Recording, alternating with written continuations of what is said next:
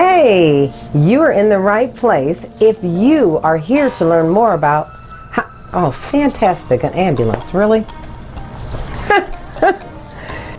Welcome. You're in the right place if you're here to learn more about how to build trust in your interpersonal relationships. So if you're in the right place, stick around.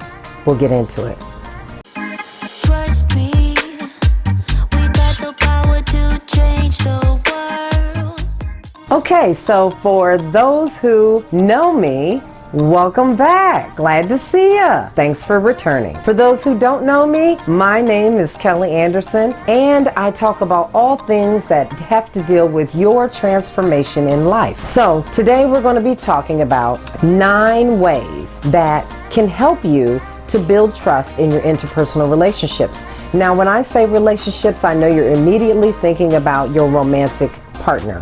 However, there are all kinds of relationships. We are talking about and we'll be addressing the relationships not only with your partner, but the relationships that you have on your job and the relationships that you have with your friends and your family. So today, as you can see, I've got on my infamous Jeep t-shirt.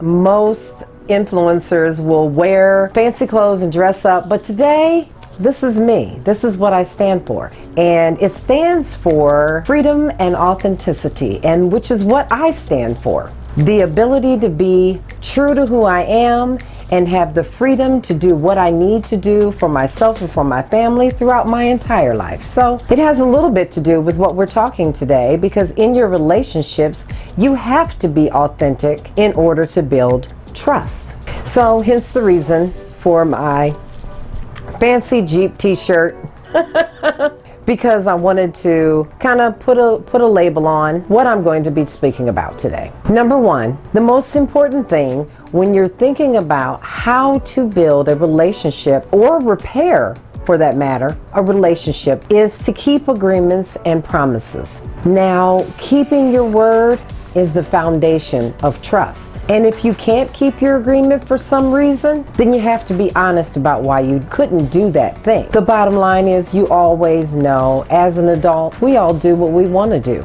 Either we make time or we make excuses. You kind of have to see what side of the fence you're sitting on, and keep that in mind when you are making agreements with others. Number 2, try and listen without judgment and be engaged and present. Now, sometimes it's difficult to be present in the midst of a conversation because our minds kind of drift from here to there. And sometimes we're busy thinking of what we want to say while someone else is talking. One thing I'd like for you to try the next time you're engaged in a conversation and you find your mind kind of drifting off is take your tongue and place it at the roof of your mouth just behind your teeth, like this.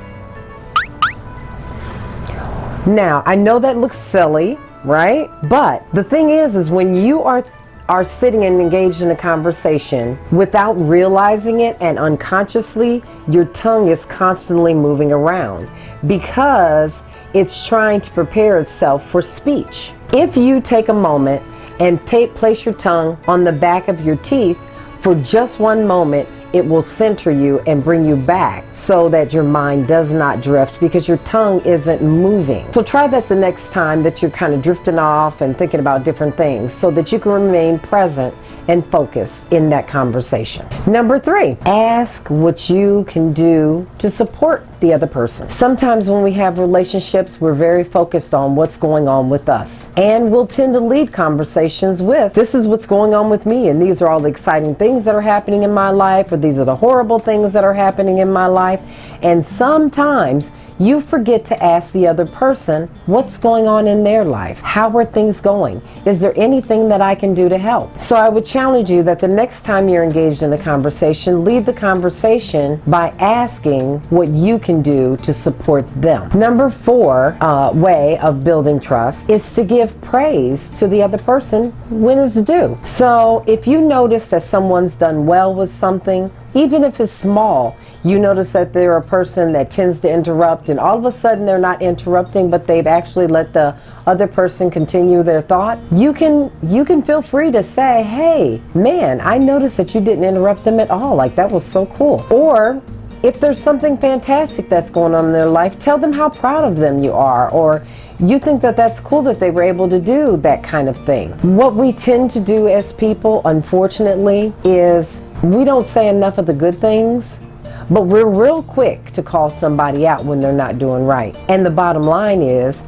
that you praise publicly and you criticize privately. In some relationships, we're talking about romantic relationships, you will see something that your partner's doing that you don't particularly care for, and you will call them out in front of God and everybody. And they act real funky, and they act real funky for that whole entire day and possibly the next day. And it's not so much what you said, it's how you said it. No one wants to be embarrassed, so wait until you're alone together, or pull that person aside and say, hey, you know, what you did just hurt me or affected me negatively. They will appreciate that a whole lot better than you calling them out in front of everyone. And you'll probably get a better response. And that will build trust because you're not publicly berating them. All right. So number 5, and this is a big one. Number 5, you have to be consistent. Nothing builds trust more than being consistent. Doing what you said you would do. Doing the same things, responding the same way, so that someone can know that they can rely on you to show up in a certain way every time this particular situation presents itself. Consistency is extremely important in developing trust. Number 6, this is a big one as well. Avoid gossip and negativity. And the reason I say that is, it might be fun to talk and gossip about this person and that person, this, that, and the other. But did you ever think that how much fun you're having in the moment, that same person may be wondering whether or not you're gossiping about them behind their back? So it's just something to keep in mind the next time you're having a conversation and wanting to gossip about something that someone else is doing. You might be giving that very person that you want to trust you the impression that you can't be trusted. Number 7, pay attention to your nonverbals. You are more likely to be trusted if you come and you sit with your body open than if you have your arms crossed. There's plenty of research that shows that people tend to watch your body language and how you are looking as opposed to what you're saying and what's coming out of your mouth. You might be saying, oh yeah, I believe you, but if you're standing there like this, they know good and well that what just came out your mouth is not congruent with what you're showing them physically. So pay special attention to your body language. If someone wants to have a serious conversation with you, lean in to show them that you're interested in what they have to say. If you're feeling like you're about to be defensive, lean back and maybe throw your arm back on a chair. So that way you can show that you're open to hearing what they have to say. This is a defensive stance. It says, I'm pretty closed off to your opinion right now. So just pay attention to your body. Number 8, share. Now don't get me wrong, don't put all your dirty laundry in the street and share everything that's going on in your life and everything that's going on with your family. Some things everybody don't need to know. But the things that you feel comfortable sharing, share, because people will trust you more, and trust is built when people know you better. If you walk into a room and you want to present information, you can bet your bottom dollar that people have Googled you to see whether or not what's coming out your mouth is how you're living in your life. I can't say that I'm someone that lives the life of a person that gets out there and shows up in the world, and then you never see me anywhere.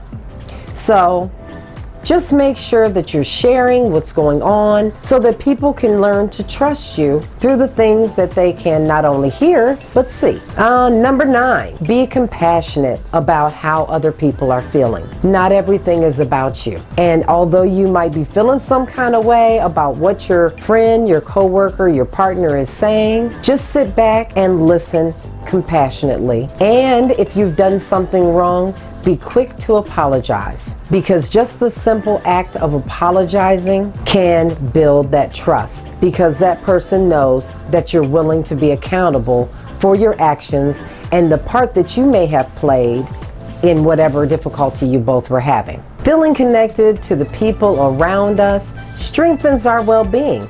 And it's comforting to know when we have people around us that we can trust, right? Use these exercises to build trust with the people around you so that you can feel more connected and even more fulfilled. That's my wish for you today. Take this information and do what you will with it, but know that at the end of the day, I wish you to be safe and to treat yourself kindly.